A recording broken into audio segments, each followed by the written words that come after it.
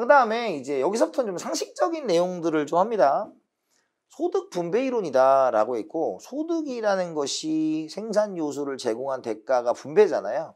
그래서 요소소득을 제공한 것에 대해서 얘기를 합니다. 그래서 첫 번째가 경상소득이라는 단어가 있죠. 경상은 정기적이다 이런 뜻이에요. 정기적인 소득을 경상이라고 하고요. 우리가 근로소득, 사업, 부업소득이 있는데 근로소득은 무엇을 얘기하는 거다? 노동의 대가로 임금이나 이자를 얻은 것이다 라는 것이, 아니, 임금이나 이자 아니죠. 큰일 날 뻔했네. 노동의 대가로 임금을 얻은 거죠. 이자는 자본이니까요. 그 다음에 사업, 부업소득은 뭐냐면 내가 이제 경영자가 된 거죠. 그러니까 여기 보면 근로소득은 내가 누군가의 밑에서 일을 한 거고, 사업, 그 부업소득은 내가 사업주가 된 겁니다. 그 차이가 있다. 그래서 제가 만약에 해커스 금융에서 일을 해서 제가 돈을 받으면 저는 근로소득이 되는 거고요. 제가 호성 매경 테스트 사이트를 만들면 요건 뭐가 되는 겁니까? 그렇죠. 요거는 사업소득이 되는 거죠. 자, 재산소득은 아까 얘기했던 이자, 배당금, 임대료 같은 거, 그러니까 뭐 건물주 뭐 이런 것들이죠. 그 다음에 이전소득은 우리 앞에서 이전이란 말은 트랜스포, 무상이었다. 그래서 아무것도 제공하지 않았다라는 것이죠. 그래서 공짜로 얻은 건데 정기적으로 들어와야 돼요.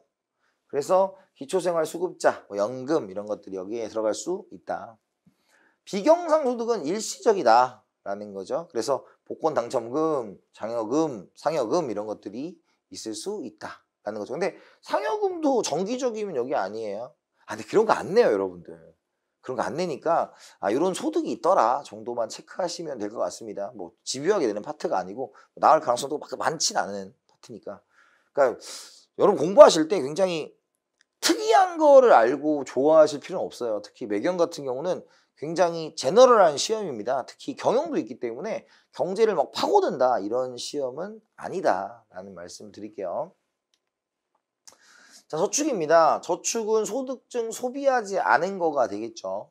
그런 것들이 되고, 우리가 장점은 기업들, 특히 이제 개발도상국 같은 경우에 자본이 축적되어 있지 않은 국가들에 한해서 저축률을 높이는 거죠. 왜냐면 그들은 국가 신뢰도가 굉장히 높지 않기 때문에 자본을 빌려주지 않아요. 그런 국가들은 저축을 활성화할 수밖에 없는 거고, 우리나라와 같은 경우는 오히려 저축을 많이 하게 되면 소비가 감소하여 생산이 줄어들고, 그로 인해서 고용이 감소하여 다시 소득이 줄어드는 구성의 모순 저축의 역설이 발생할 수 있는 겁니다. 근데 이 부분은 여러분들이 나중에 거시에서 다시 한번 말씀드릴 수 있는 거죠. 왜? 총수요가 소비, 투자, 정부 지출, 순수출로 이루어져 있기 때문에 그 부분들에 있어서 다시 한번 말씀을 드리는 시간이 있을 거예요. 자, 두 번째, 사음 중 소득의 사례와 소득 원천을 바르게 연결한 것은 입니다. 그래서 월급은 뭐예요? 근로소득이죠. 그래서 근로소득이다. 월급은 근로소득이죠.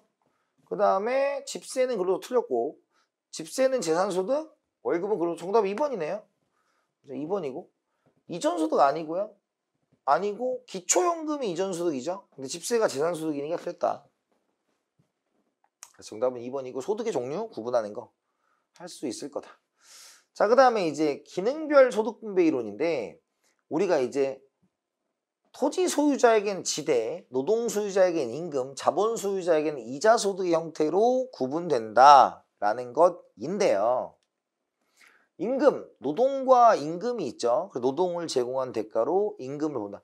여기는 그냥 한번 쭉 보는 파트입니다. 뭐 이걸 뭐 복잡하게 내지 않아요.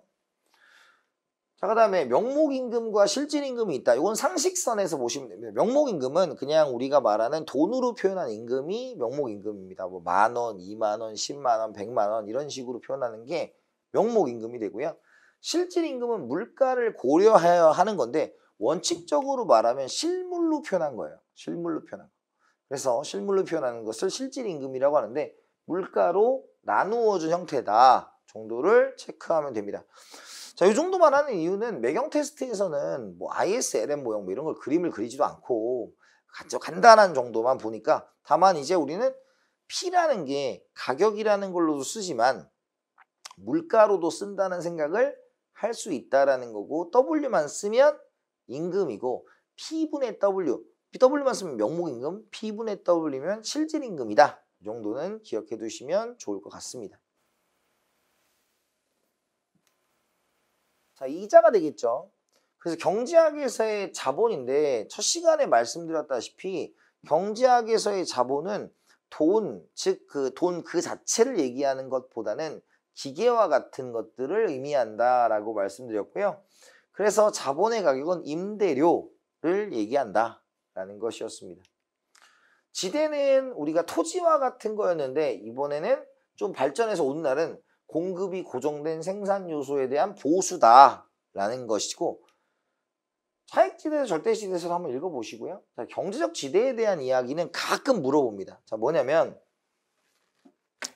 이런 걸 물어보는 거예요. 우리가 경제적 지대와 전용 수입이라는 게 있습니다.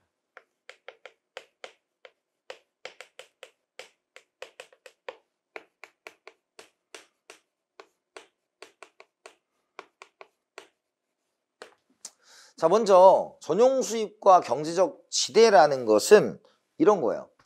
예를 들어서 제가 강사라는 직업을 하고 있습니다. 근데 여기서는 말하는 게 뭐냐면 고정된 생산 요소라고 했으니까 뭐 한 사람 이렇게 생각을 하시면 돼요. 그러니까 뭐 저 같은 사람도 이제 그런 식으로 표현을 할 수가 있는 것이고, 그런데 제가 강사라는 직업을 할 때 기본적으로 얼마를 가지고 있느냐. 저도 지금은 그냥 괜찮아요. 좋아요.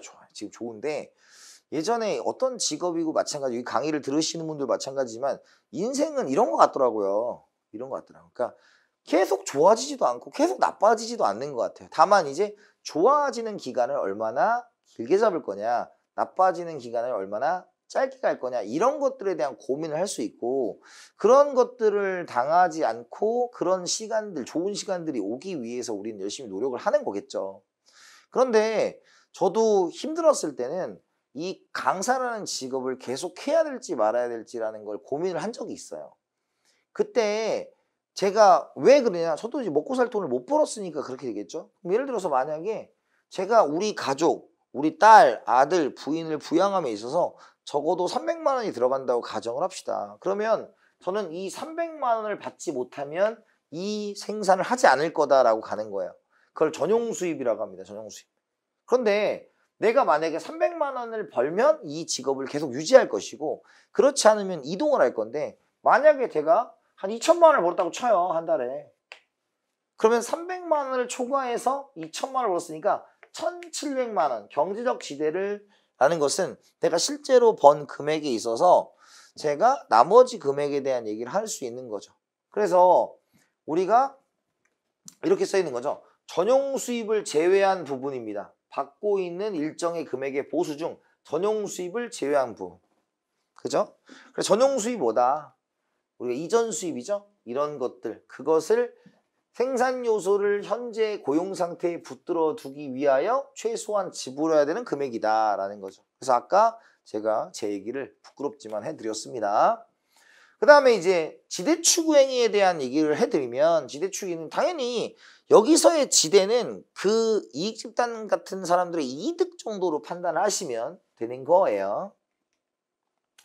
자, 그래서 이제 탄력성으로 우리가 볼 수가 있는데, 이걸 이제 그림으로 보면 이렇습니다.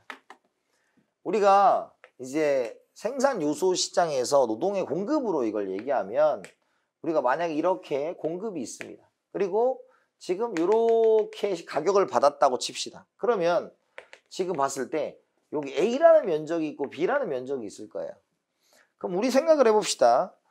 공급이라는 것은 기본적으로 한 개의 비용이라는 개념으로 설명을 했고, 한 개의 비용이라는 것은 이 금액을 받지 않으면 나는 망합니다 라는 거겠죠. 그래서 지금 이쪽이 뭐예요? 지금 전용 수익 같은 개념이죠. 요거 밑에는 받으면 된다. 이거만 받으면 안 망하는데 일단 이걸 받았기 때문에 버텼다. 왜? 번 돈이 여기라고 치면. 그럼 A는 뭐예요? 전용 수입을 제외한 나머지 부분이기 때문에 A를 우리가 경제적 지대라고 하는 거예요. 이해됐습니까? 그러면 요 얘기를 이제 여러분들 책에서 나와 있는 것처럼 보는 거죠. 그래서 A가 뭐다? 완전 생산 요소 공급이 완전 탄력적이면 얘는 다 뭐가 된다? 전용 수입이 되는 거죠. 이런 논리예요. 이 상태에서 공급이 어떻게 됩니까? 공급이 이렇게 눕는 거죠. 누워있으면 탄력, 서있으면 비탄력이니까 지금 A에 해당하는 면적이 여기가 됐고, 즉 경제적 지대가 여기가 됐고, 나머지에 해당하는 부분이 전용 수입이니까 전용 수입이 넓어진 거죠. 그러니까 탄력적인 경우에는 경제적 지대가 작아지기 때문에 우리가 안 좋다라고 얘기할 수 있는 것이죠. 자, 그런데 일반적인 경우가 이렇죠. 그리고 이제 완전 비탄력적인 경우는 여기가 다 뭐다? 경제적 지대입니다. 그러니까 이걸 이제 현실적인 얘기로 말씀을 드리면 여러분들 어떤 직업이든지 되게 유명한 사람이 존재하잖아요. 여러분들 1년에 걸그룹이 70팀 정도 데뷔한답니다. 그러면 70팀이 데뷔를 해가지고 우리가 인지도를 1년 동안에 알 수 있는 그룹은 그렇게 많지 않아요. 그렇게 많지 않아. 한 많아봐야 한 4-5팀? 그 남자까지 포함한 개념인 것 같기도 하고 이게. 근데 어쨌든 남자까지 포함해도 5팀을 1년에 알지 못할 경우 많죠. 그러면 나머지들은 어떻게 하냐? 은퇴하는 거예요. 데뷔하고 은퇴. 그러면 우리가 그냥 이름을 들었을 때 아는 정도의 사람이면 굉장히 탑스타일 거 아니에요. 방탄소년단 그런 사람들은 딱 방탄소년단밖에 없기 때문에 어마어마한 돈을 벌고 있는 거고. 그래서 경제적 지대가 커지려면 비탄력적, 유일무이한 존재가 돼야 된다. 이런 거죠. 그래서 완전 비탄력적이면 임금이 올라가도 이 사람밖에 할 수가 없기 때문에 경제적 지대가 크다. 이렇게 보면 돼요. 그럼 여러분들이 기억해야 될 것은 1번 전용 수입과 경제적 지대의 개념을 압니까? 2번 우리가 생산자 잉여 그래프로 봤을 때 생산자 잉여에 해당하는 부분이 경제적 지대입니다. 이 정도를 물어볼 가능성이 있는 것이고요. 뭐 계산을 한다거나 뭐 이런 것들은 여러분들의 영역은 아니에요.